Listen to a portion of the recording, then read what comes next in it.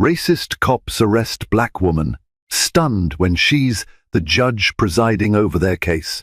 Dark clouds loomed over the small city of Riverbourne that night, as if nature itself sensed the injustice unraveling in its streets. A routine traffic stop turned into a horrific show of power when two overzealous police officers arrested a black woman without cause. Little did they know, the same woman would soon sit on a bench in a courthouse bearing the state's seal, wielding the gavel that could change their lives forever. A single moment of blind prejudice set off a domino effect, catapulting them into a legal storm. Buckle up for a tale of drama, retribution, and the surprising twists of fate. Rihanna Patrice Santiago's earliest memories sprang from the wood-paneled hallways of the local courthouse in Atlanta, Georgia. As a 7-year-old, she was small enough to squeeze between the narrow benches reserved for the public during weekly hearings. Her mother, Dr. Loretta Santiago, had brought Rihanna along to observe the legal process and instill in her a deep respect for justice. Every once in a while, Rihanna would catch a glimpse of the robed judges, thinking they looked like grand wizards weaving spells of morality. Even at that young age, Rihanna felt a spark of awe. While other kids her age played hide and seek, Rihanna stayed up late, reading about groundbreaking cases in American history and rummaging through her mother's law journals from the days. Loretta pursued her Juris Doctor at Howard University School of Law. Loretta never became a practicing attorney. Life steered her toward academia, and she taught criminal justice at a local college, but she had passed on her intellectual vigor.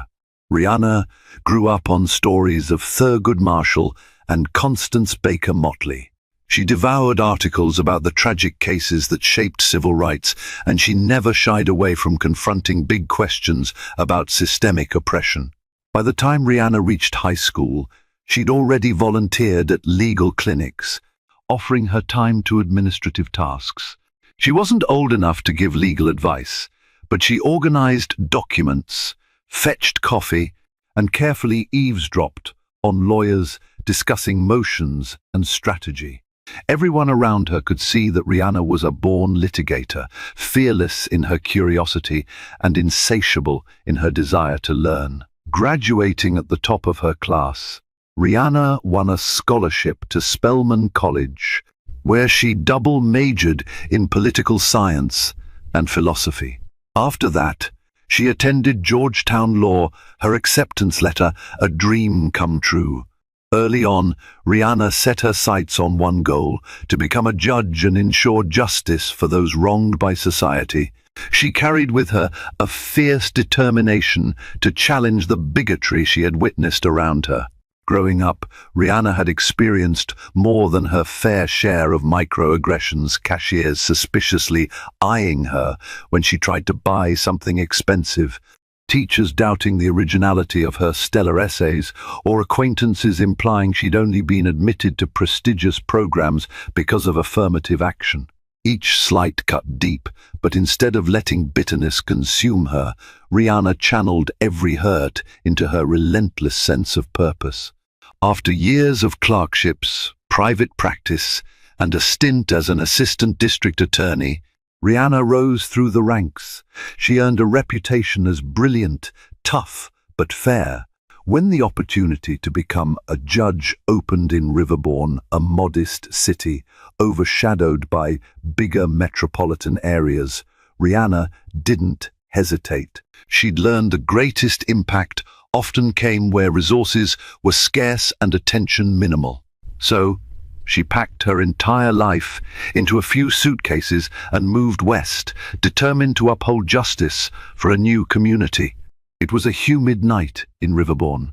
The flickering neon lights of corner stores cast shaky reflections on puddles that still lingered from the afternoon rain. Rihanna, newly appointed to the Riverbourne Municipal Court, had only been in town for a week, and her official robing ceremony was slated for the following Monday. Her credentials had been approved, bar memberships transferred, background checks completed, and her desk arranged. But the final public announcement was still under wraps. Until Monday, Rihanna was just another face in the crowd, albeit with an imposing intellect and unwavering sense of right and wrong. She had just finished dinner with her friend and colleague, Assistant District Attorney Alicia Thompson. The pair left savory bites, a small soul food spot Rihanna had discovered online, deciding to walk instead of drive. Rihanna wore a casual outfit, jeans, sneakers, and a loose-fitting sweatshirt. A baseball cap shielded her hair from the humidity.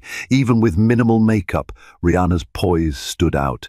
After dinner, Alicia offered to give Rihanna a lift back to her short-term rental, but Rihanna declined. She wanted to explore Riverbourne's quiet streets on foot. As she strolled past the closed boutiques and barbershops, Rihanna was lost in thought about the upcoming robed ceremony. She wondered if she'd feel that same childlike awe when the black robe draped over her shoulders. She pictured her mother smiling from the front row, proud tears in her eyes. The prospect of actually sitting on the bench, her bench, seemed surreal. Lost in those reveries, Rihanna barely noticed the police cruiser creep up behind her. Its headlights illuminated the sidewalk, chasing her shadow forward. It wasn't until the siren blipped that she turned around, startled to see two uniformed officers. Officer Brian Riley was in the driver's seat, his partner, Officer Mark Daniels, riding shotgun. Both men had stern faces that showed no warmth or welcome. "Ma'am, can you stop right there?" Riley barked into the cruiser's loudspeaker, though Rihanna was only 10 feet away. Her heart kicked up, and the ingrained caution about police interactions set alarm bells ringing in her head. She paused on the sidewalk, raising her hands slightly to show she posed no threat. She'd studied the many tragedies that began with a so-called routine stop. The names of Tamir Rice and Sandra Bland echoed in her memory. She was intimately familiar with how quickly these encounters could escalate. Keeping calm, Rihanna took a deep breath and forced the tension from her shoulders. "Is everything all right, officer?" she asked politely, voice steady. She could already sense the energy in the air, thick with tension. The men didn't respond at first. Instead, they got out of the cruiser, approached her slowly, hands resting ominously on their holstered weapons. One glance at their eyes told Rihanna everything she needed to know. They suspected her of something simply because of her skin color. "What's your name? And what are you doing out here?" Daniels asked. He towered a few inches above Rihanna, trying to appear intimidating. She calmly stated, "My name is Rihanna Santiago. I'm walking home from dinner. Is there a problem?" Riley narrowed his eyes. "We got a call about a suspicious person wandering around these parts, looking into storefronts." "You match the description." Rihanna's insides clenched. Suspicious? She had simply passed a couple of darkened shops, glancing at their closed signs. The city was mostly empty this time of night, shops closed early in Riverbourne. But Rihanna knew better than to argue from a place of anger. She kept her voice measured. "I'm just walking, officers. I haven't trespassed or committed any crime. That's not what we heard." Daniel's tone slid into condescension. "We got a call that you were looking in windows, potentially planning a break-in." Rihanna resisted the urge to roll her eyes. "I'd be happy to answer any questions, but ID." "Now," Riley interrupted. He looked ready to escalate at the slightest hint of defiance. She had a right to ask why they needed it, but Rihanna chose to comply quickly, not wanting to push her luck. She reached carefully into her pocket. "I'm getting my wallet," she said in a clear voice, making sure they both saw her slow movements. The last thing she wanted was for them to claim she was reaching for a weapon. Her wallet contained a Georgia driver's license, her bar association card, and a newly issued ID from the Riverbourne Municipal Court. However, that official ID stated her position without specifying her bench appointment. She handed them the license, but held back the court ID.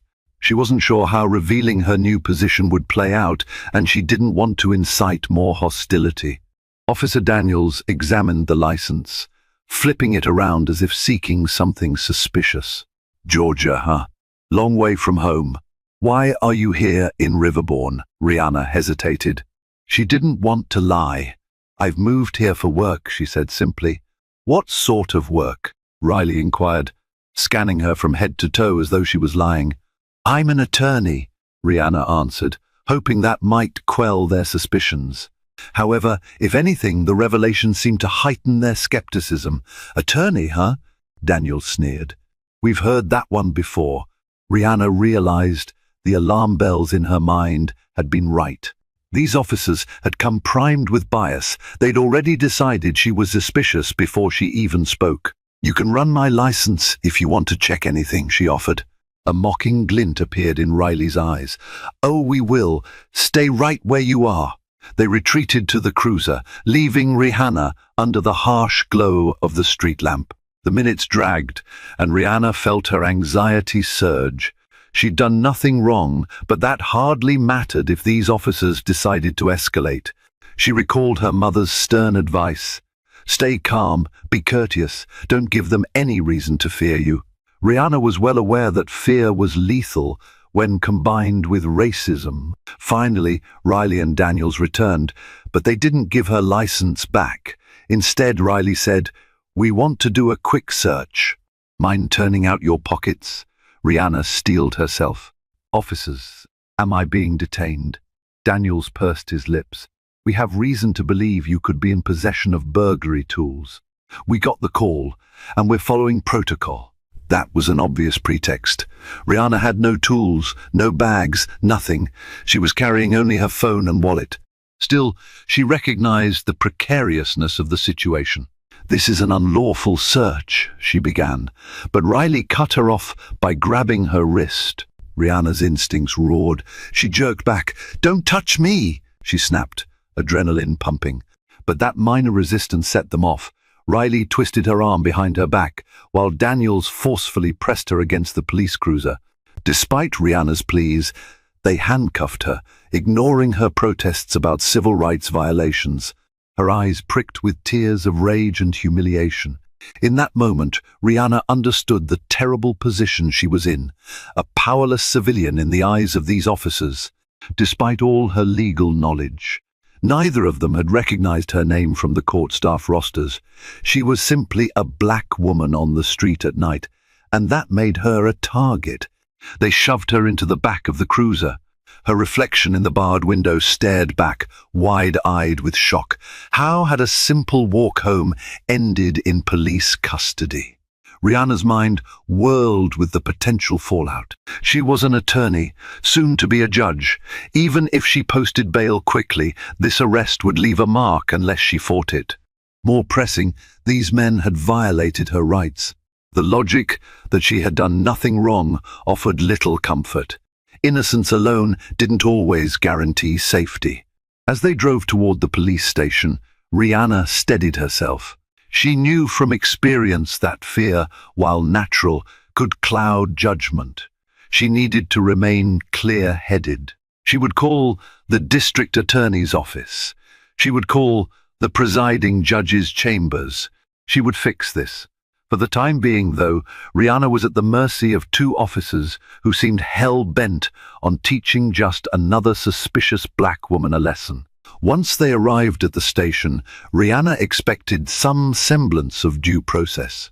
Instead, she was taken to a holding cell in the back, the concrete walls stained with old graffiti and decades of desperation. The faint smell of bleach mingled with stale sweat. Her heart raced, but she forced her breathing to slow. She had to keep her composure. Officer Daniels made a show of removing her belongings while Riley watched. When Rihanna tried to explain her status as a newly appointed member of the court, they mocked her. "Sure, you're a big-shot lawyer," Riley said, smirking. "We've heard that story before." "I'm telling you the truth," Rihanna insisted, but her words fell on deaf ears. No phone call was granted, no attempt to verify her story was made. The next few hours crawled by in a haze. Rihanna was outraged and afraid. She questioned how these men could so brazenly ignore her constitutional rights. Even a cursory check of her background would prove she was who she claimed. But Rihanna also knew that the station's computers were at their disposal. If they had checked, they were deliberately ignoring the facts.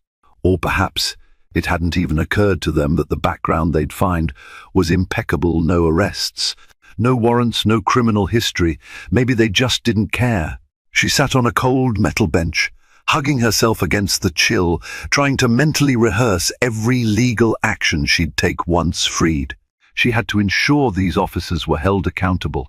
Rihanna thought of her mother's heartbreak when she found out how her daughter was treated, and Rihanna's own sense of professional shame for being put in such a degrading position her very first week in Riverbourne. Eventually, a female officer, Sergeant Linda Kay, approached the cell with cautious sympathy in her eyes. She had light brown hair pulled into a neat bun, and her uniform was more worn than the pristine garments Riley and Daniels wore, suggesting many years of service. "Ma'am, could you give me some information?" Sergeant Kay asked softly. "I want to clarify a few details." Rihanna felt a glimmer of hope. "Of course, my name is Rihanna Patrice Santiago. I recently moved here from Atlanta, Georgia. My new position is..." Kay held up a hand. "I know. I just got off the phone with Alicia Thompson from the DA's office. She's heading down here. Are you okay? Did they hurt you?" Rihanna swallowed her fury. "I'm fine physically," she answered, though her wrists ached from the cuffs. "I'd like to leave this cell now. I assume you've confirmed who I am." Sergeant Kay gave a curt nod. "Yes, Miss Santiago. I'm sorry. Officers Riley and Daniels." She paused, choosing her words carefully. "They arrested you on suspicion of burglary, but there was no evidence, and from what I can see, they didn't handle this with proper protocol. We'll get you out as soon as the paperwork is reversed." Relief washed over Rihanna, albeit laced with anger. Part of her yearned to lash out. But Rihanna's professionalism took over. She knew that once her new position was officially recognized, these officers would face severe repercussions. For now, Rihanna was mostly relieved that Alicia was on her way. Alicia, who knew the new judicial appointment intimately, would sort out the immediate crisis. Sure enough, Alicia burst into the station a few minutes later, her professional heels clacking violently on the tile floor. She demanded Rihanna's release in no uncertain terms, brandishing documents verifying Rihanna's identity and role. A flurry of bureaucratic chaos followed. The watch commander stammered apologies. Sergeant Kay led Rihanna out, returning her belongings. Meanwhile, Riley and Daniels hung back, watching from a distance, perplexed by the sudden hullabaloo. Rihanna guessed that only now did they realize the gravity of their mistake. Once freed, Rihanna stood face to face with Riley and Daniels, her eyes narrowed. She refused to let them see her tears of humiliation. "I'll see you both again," she declared evenly, her voice dripping with the promise of consequences. There was no need for further explanation. She and Alicia turned and walked out, leaving behind a station that felt colder and more menacing than anything Rihanna had imagined. Outside, the night air kissed Rihanna's cheeks, bringing her a bittersweet sense of freedom. She glanced back at the police station's glaring lights. She thought of all the black men and women who hadn't had a friend like Alicia or a legal position of power to rescue them. Rihanna vowed, then and there, that these men would not walk away unscathed. Her vow was about more than personal retribution. It was about ensuring that the institutional culture enabling officers like Riley and Daniels would not remain unchallenged. Alicia drove Rihanna home in silence for the first few minutes. Sensing Rihanna's restrained rage, Alicia reached out and gently squeezed her hand. "I am so sorry you went through that." "If I'd known, I'm grateful you came," Rihanna said softly, her voice breaking for the first time that night. Letting out a shaky exhale, she continued, I should have called you right away, but I couldn't get a phone call. Alicia clenched the steering wheel. That's a violation, Rihanna, and we both know it. Riley and Daniels have a history of questionable stops, but this is a new low even for them. Rihanna's eyes narrowed. You mean there have been complaints before? Multiple, though none led to official charges. All got swept under the rug, Alicia explained, stopping at a red light. But they messed with the wrong person tonight. I'm not letting it go this time. Rihanna sighed, leaning her head against the passenger window, exhaustion creeping in. She replayed the moment Riley grabbed her wrist, pinning it behind her back. Her stomach churned. She thought about all the others who'd been through similar or worse experiences, lacking the resources or connections to fight back. This is exactly what Rihanna had pledged her life to combat. The next day brought a phone call from Chief Magistrate Ronald Bradley, Rihanna's soon-to-be colleague. He apologized profusely. This should never have happened, Bradley insisted. I've spoken with Chief of Police Miranda Lopez. She's going to handle the matter internally. Rest assured, Rihanna, we take this very seriously. You have our full support. Despite his sincerity, Rihanna sensed an undercurrent of caution, like the system was more interested in damage control than genuine accountability. She tried to remain hopeful. After all, she was about to become a judge, and she'd have a platform to address institutional problems from the inside out. On Monday, Rihanna's robing ceremony took place in a half-filled courtroom, overshadowed by the scandal. The local press had caught wind of her ordeal, and whispers ran rampant through City Hall. Did you hear? The new judge was arrested? Rihanna refused to let the gossip taint her celebration. Her mother stood proudly beside her, while Rihanna swore the oath of office. With a black robe over her shoulders and a sense of righteous conviction fueling her, Rihanna felt invincible. As soon as she was sworn in, Rihanna requested a closed-door meeting with Chief of Police Miranda Lopez and the Internal Affairs Division. She wanted to be sure there was a formal investigation into the arrest. Miranda Lopez, a Latina woman who had climbed the ranks against plenty of adversity herself, expressed contrition. She admitted Riley and Daniels were under scrutiny for previous complaints, but insisted an official inquiry would follow due process. Rihanna demanded transparency, but the chief could only promise to handle it. Frustration simmered within Rihanna. So often, these investigations ended with mild discipline or no action at all. But Rihanna had an ace up her sleeve, the legal system, which she now partially oversaw. For the time being, Rihanna decided to wait, to trust the system she was a part of. She had no intention of letting the issue drop. Riley and Daniels would learn that accountability in her jurisdiction was not a hollow word. 2 weeks after Rihanna's appointment, the Riverbourne District Attorney's Office filed official misconduct charges against Riley and Daniels. Alicia Thompson had drafted a thorough complaint: unlawful detention, excessive force, and violating Rihanna's constitutional right to due process.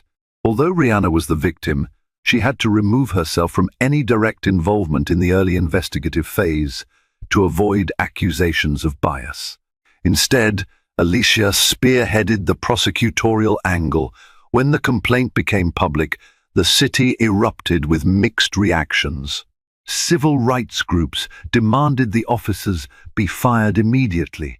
Certain segments of the police union rallied to defend them, painting Rihanna as overly sensitive and out for revenge. The local news channels replayed Rihanna's arrest story nightly, showing Rihanna in her robe side by side with Riley and Daniels' mugshots. Tensions soared. Rumors circulated that Rihanna was using her new position to push a personal vendetta. A handful of protesters camped outside the courthouse, carrying signs that read, "We stand with our officers," while others took to social media with the hashtag Justice for Rihanna.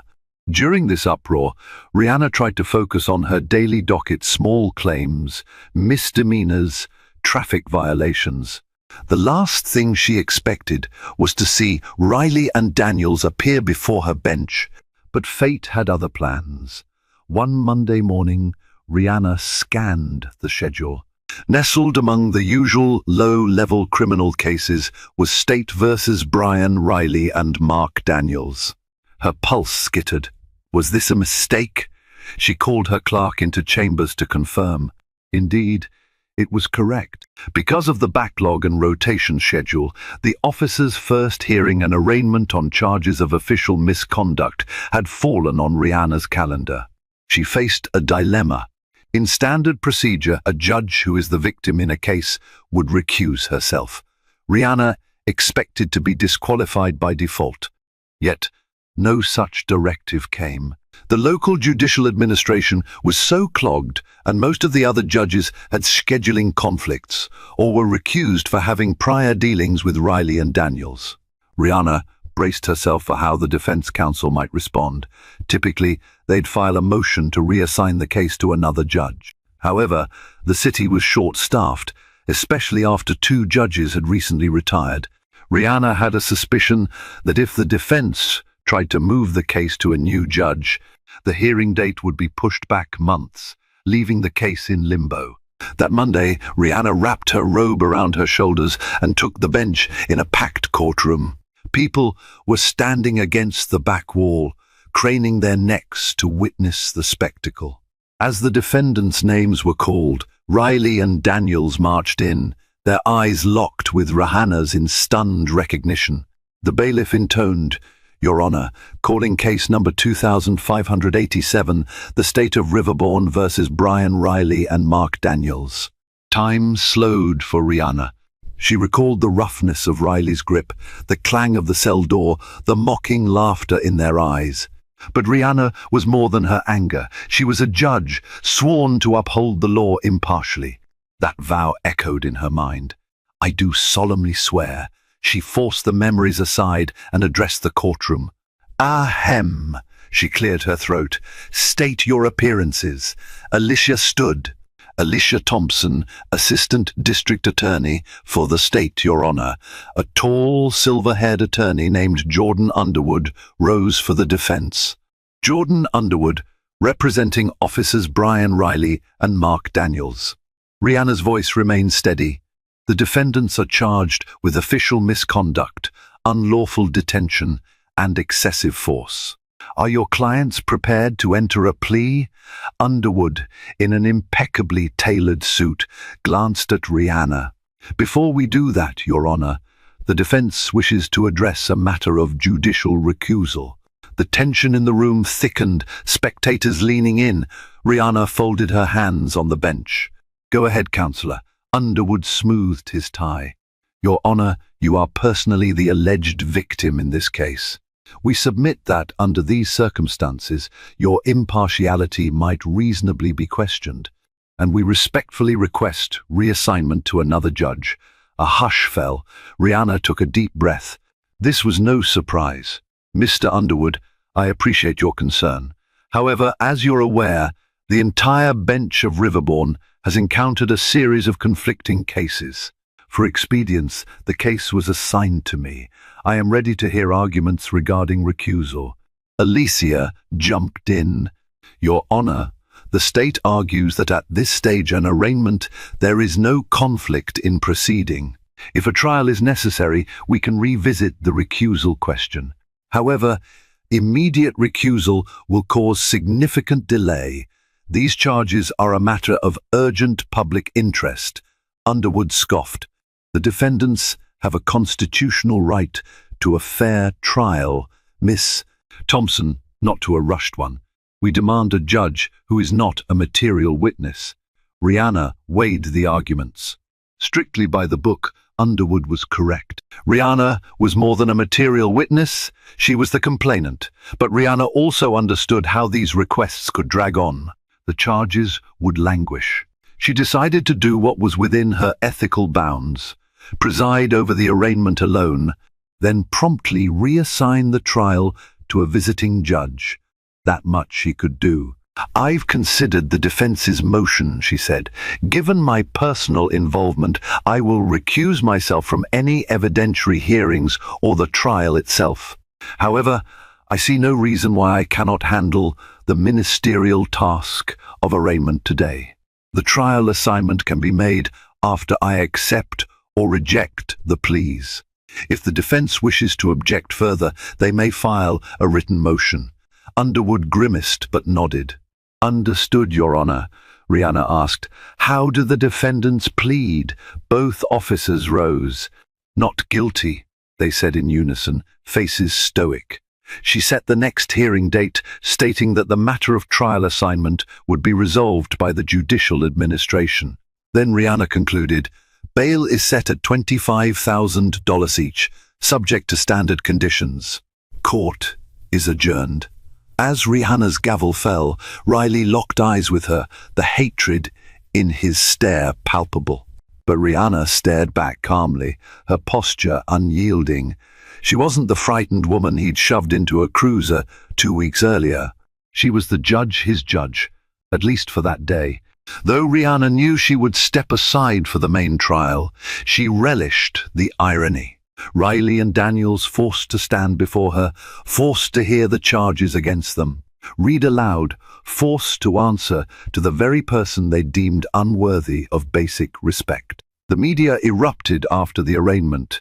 Judge Rihanna Santiago presides over officers who arrested her, screamed one headline from the Riverbourne Daily. Evening news broadcasts featured Rihanna's poised figure on the bench, recounting the tension in the courtroom. Interviews with local residents captured the city's divided sentiment. "This is justice in action," said some, while others condemned Rihanna for conflict of interest and bias. Protesters clogged the sidewalks outside the courthouse. The local Fraternal Order of Police led a small rally proclaiming Riley and Daniels' innocence, painting Rihanna as a tyrant abusing her new power. On the other side, local civil rights activists praised Rihanna's integrity, insisting that these officers had a known pattern of racism and brutality. Rihanna's name became a lightning rod for the community's simmering racial tensions and issues of police accountability. Privately, Rihanna wrestled with the complexity. The last thing she wanted was to become the face of a public spectacle. She had come to Riverbourne to quietly serve justice, not to star in a media circus. Nevertheless, she could not hide from what had happened. She had been personally wronged, but her case also represented a broader system of oppression faced by countless people who lacked her resources. Rihanna felt a moral duty to ensure the truth came out. That sense of duty clashed with her new judicial responsibilities. Her docket was heavy, with many defendants waiting on her rulings.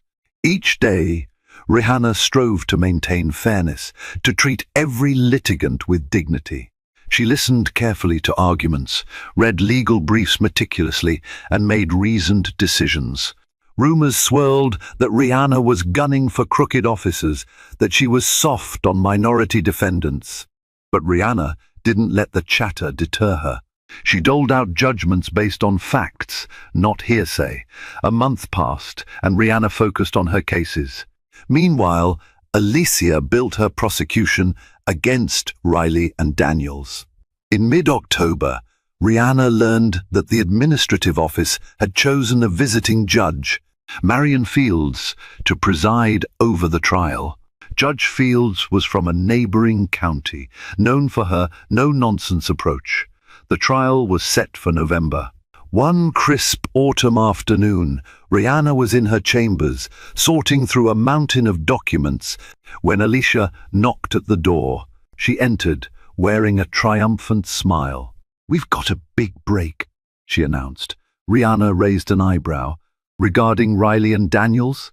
"Yes," Alicia said, barely containing her excitement. Internal Affairs found dash-cam footage that completely contradicts Riley's initial arrest report. It shows Rihanna calmly talking, not resisting. It shows them forcibly restraining her when she's clearly compliant. Plus, they found multiple prior complaints from citizens Black, Latino, white, detailing similar abuses. "The pattern is damning, Rihanna," They're not just guilty of racism, they're bullies with badges. Rihanna's heart pounded. This evidence could finally bring them to justice, not just for her case, but for the countless others who never got a fair hearing. "This is great news," Rihanna breathed. Alicia's grin widened. "We're adding the dashcam footage as key evidence. If the defense tries to strike it, I'll fight them tooth and nail. This changes everything. The officers could face prison time, Rihanna. Real consequences." A swirl of emotions left Rihanna both relieved and uneasy. She wanted accountability, absolutely. Yet, she also felt a pang of sadness. Two men were risking their futures because they chose to act on prejudice and abuse their power. They could have changed course at any time. They could have listened when Rihanna told them she was a lawyer, but they didn't. Now they might lose everything. "Stay strong, Rihanna," Alicia said gently, reading her expression. "We'll handle this. You just keep doing what you do best, administer justice from the bench. Let me take care of Riley and Daniels in the prosecution."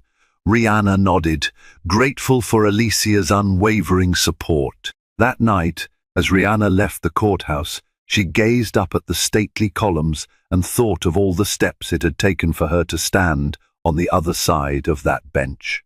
She whispered a silent vow. She would see this through to the end, no matter how messy it got. As the trial date approached, Jordan Underwood, the defense attorney, launched a media campaign to salvage Riley and Daniels' reputation. He called press conferences, accusing Alicia of political motivations and Rihanna of orchestrating a witch hunt. Underwood claimed the officers feared for their safety during the arrest, alleging Rihanna had resisted and threatened them. The local news broadcast these statements without much context, fueling public contention. Privately, Rihanna worried that Riley and Daniels might plant false stories or manipulate evidence. She confided in Alicia, who assured her that the dashcam footage was indisputable. "It shows everything," Alicia said confidently.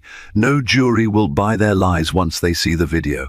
And we have additional witness statements from bystanders who saw them push you into the cruiser. Even the 911 call from that night is fishy. It came from an anonymous source, with no actual evidence of a break-in." But Rihanna sensed there was more to uncover. The arrest had been too abrupt, too brazen. Who made that anonymous call? It almost seemed like Riley and Daniels were patrolling with an agenda, looking for a target. Rihanna worried that the so-called anonymous caller might be tied to them or a ring of officers who supported their methods. In the weeks leading up to the trial, Alicia's investigators worked to trace the origin of the suspicious 911 call.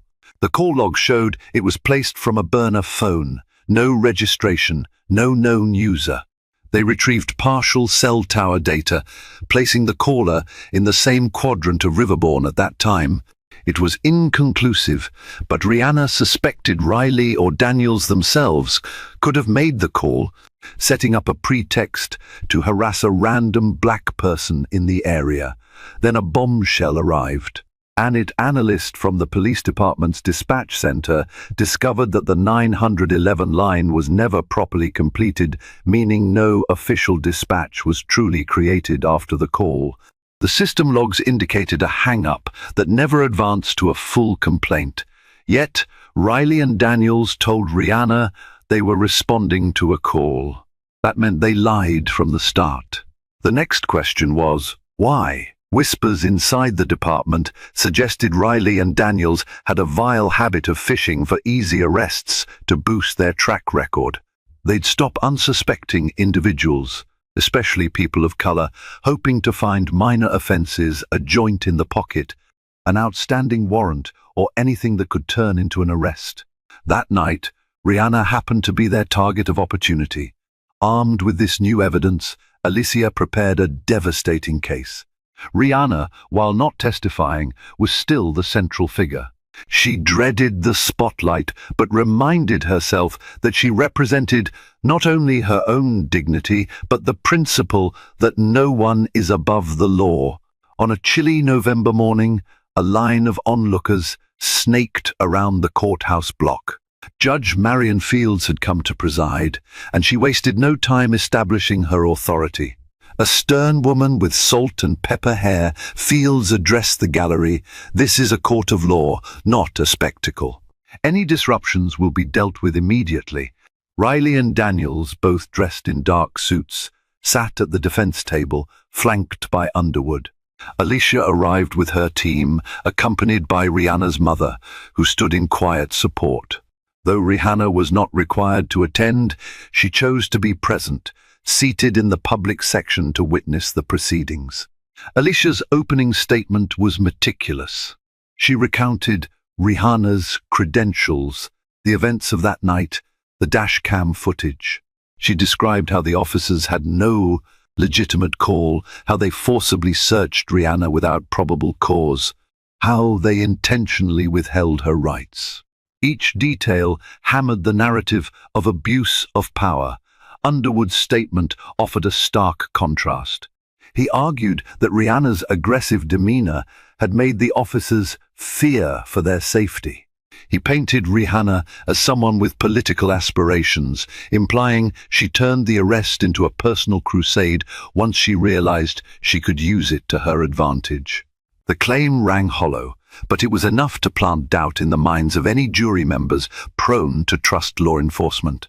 Then came the evidence. The prosecution played the dashcam video in open court. Tense silence reigned as the footage showed Rihanna calmly speaking with Riley and Daniels, with no sign of aggression on her part. Then the video showed Riley's abrupt hand grab, twisting Rihanna's arm behind her back. Gasps spread through the gallery. The footage also caught Daniels' mocking tone as he shoved Rihanna into the cruiser.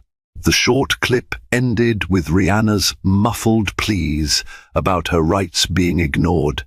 In cross-examination, Underwood attempted to spin the footage, pointing out that the camera angle wasn't perfect, but the damage was done. The stark visuals told the story better than any words. A parade of witnesses testified next. Sergeant Linda Kay confirmed Rihanna's professional demeanor when she encountered her at the station. The dispatch center's IT analyst testified about the Phantom 911 call. Various civilians recounted how Riley and Daniels had treated them in the past, harsh language, suspicious stops. Each testimony drove another nail into the defense's coffin. Underwood tried to punch back by highlighting Rihanna's high-profile job, claiming her story was self-serving. He questioned whether Rihanna had used clout to fast-track the arrest charges. But Alicia swiftly dismantled that argument, showing that the internal investigation had begun independently, spurred by Kay and the watch commander's concerns. As the trial neared its end, the public was riveted. Local bars had televisions tuned to coverage. Protesters still thronged outside, but the mood was shifting.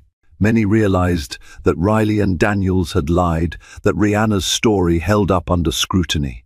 After nearly a week of testimony, Judge Fields sent the jury to deliberate. They returned faster than expected, within 4 hours. Rihanna, seated in the gallery, felt her heart drum wildly. Whatever the outcome, this moment would reverberate through Riverbourne. The jury foreperson rose, holding a slip of paper. "We, the jury, find the defendants Brian Riley and Mark Daniels guilty on all counts of official misconduct, unlawful detention, and use of excessive force." A roar of commotion rippled through the courtroom. Judge Fields banged her gavel sharply. The defendants' faces paled, Underwood's jaw clenched in defeat. Alicia shared a glance with Rihanna, relief flooding them both. This was real accountability, a rare triumph against systemic abuse. Judge Fields set the sentencing date 2 weeks later.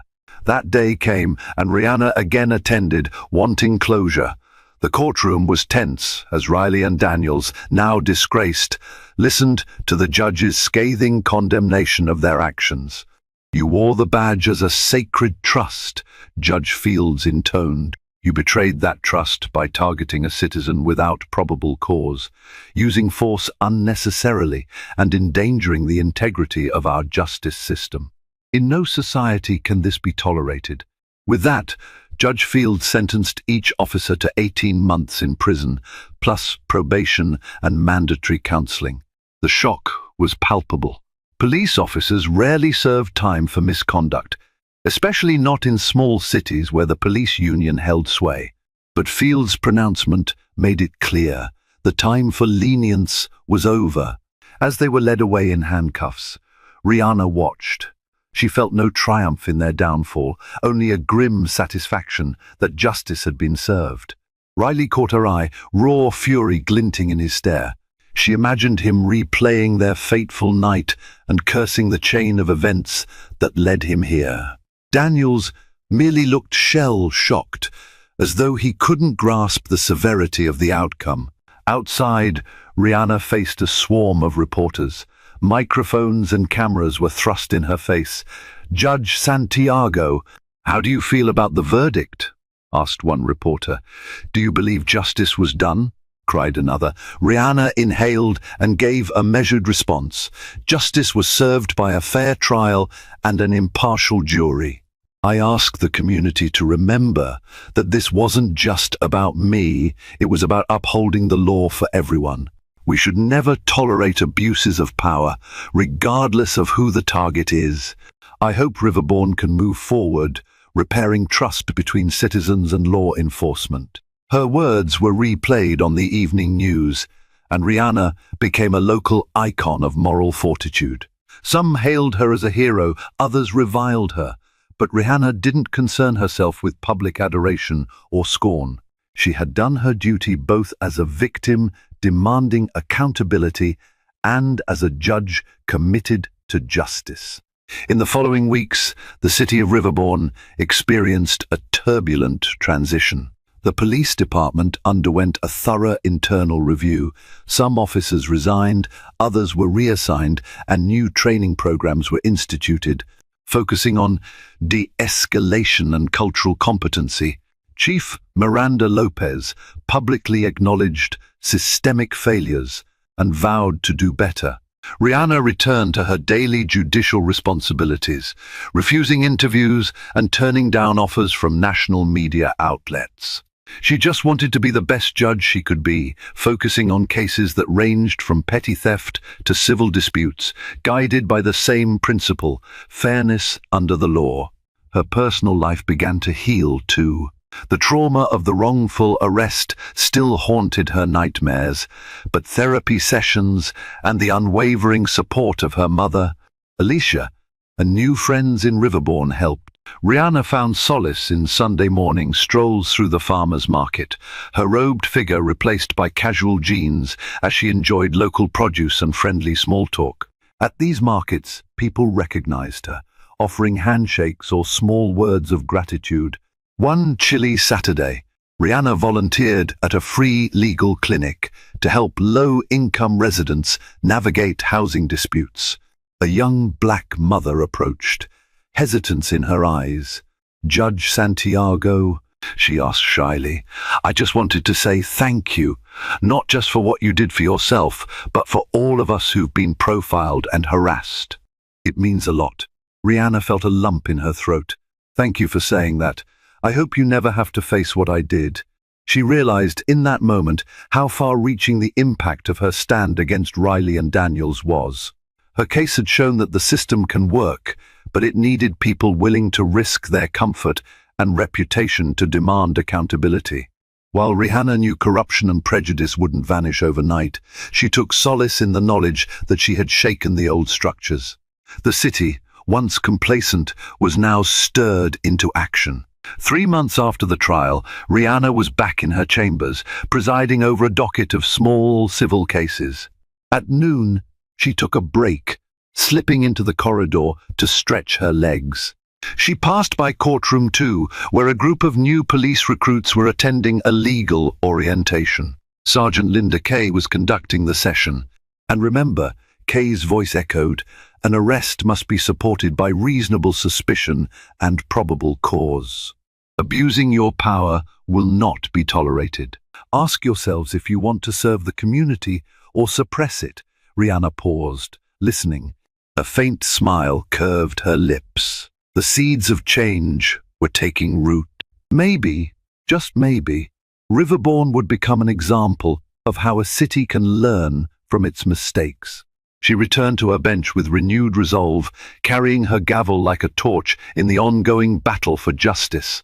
No single case could eradicate systemic racism in policing, but Rihanna's journey proved that, given enough courage and perseverance, a single moment of accountability could ripple far beyond itself. This emotional journey revealed how a grave injustice sparked one woman's unwavering resolve to champion a fairer system.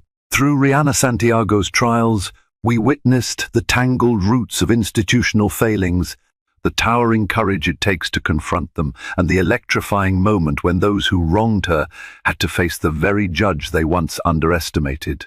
If the ups and downs of this story resonated with you, whether it moved you, inspired you, or made you think your support can make a difference, please hit the like button, share your thoughts in the comments, and subscribe to my channel so you'll never miss a new story.